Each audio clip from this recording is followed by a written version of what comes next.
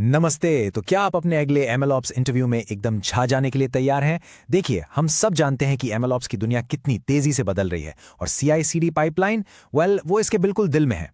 तो चलिए इस टॉपिक में थोड़ा और गहराई से उतरते हैं और देखते हैं कि आप अपने इंटरव्यू में इस सवाल का जवाब देकर कैसे चमक सकते हैं। और ये रहा वो सवाल।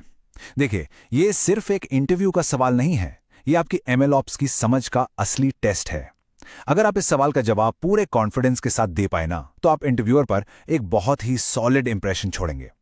तो चलिए, आज हम इसी सवाल का एक ऐसा जवाब तैयार करते हैं जो न सिर्फ सही हो बल्कि यादगार भी। सबसे पहले प्रॉब्लम को समझते हैं।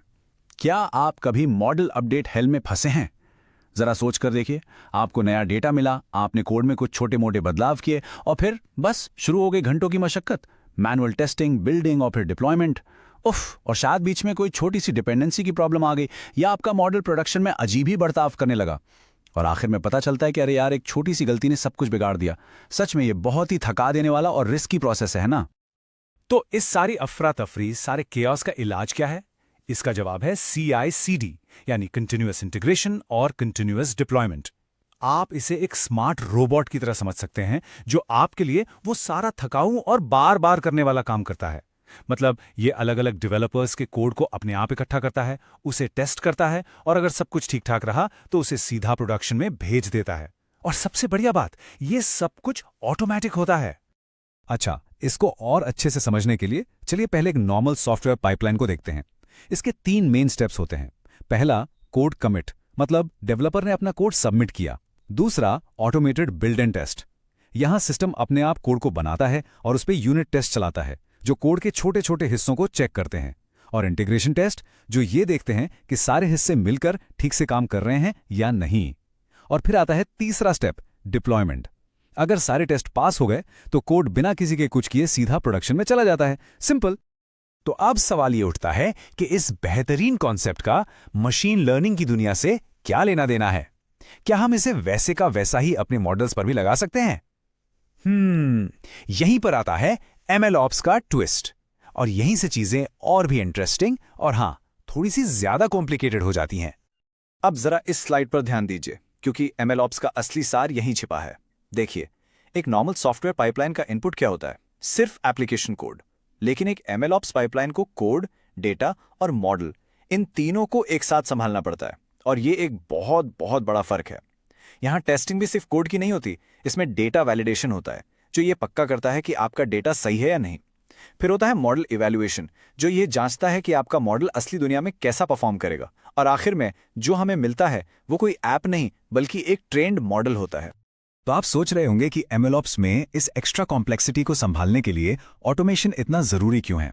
आखिर हम ये सब कर क्यों रहे हैं? चलिए अब इसके सबसे बड़े फायदों पर एक नजर डालते हैं और समझते हैं कि क्यों ऑटोमेशन को मॉडर्न MLOps का इंजन कहा जाता है।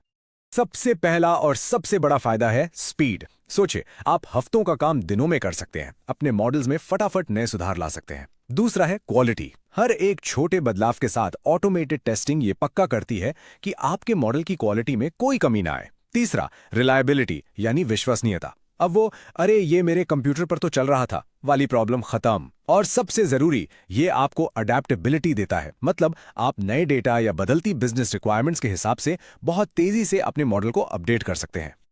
ठीक है, तो अब हमने प्रॉब्लम को समझ लिया, सोल्यूशन देख लिया और इसके फायदे भी जान लिए। अब टाइम है इन सबको एक साथ लाने का। चलिए अब इन सारी बातों को मिला के आपके इंटरव्यू के लिए एक परफेक्ट, छोटा और दमदार जवाब तैयार करते हैं।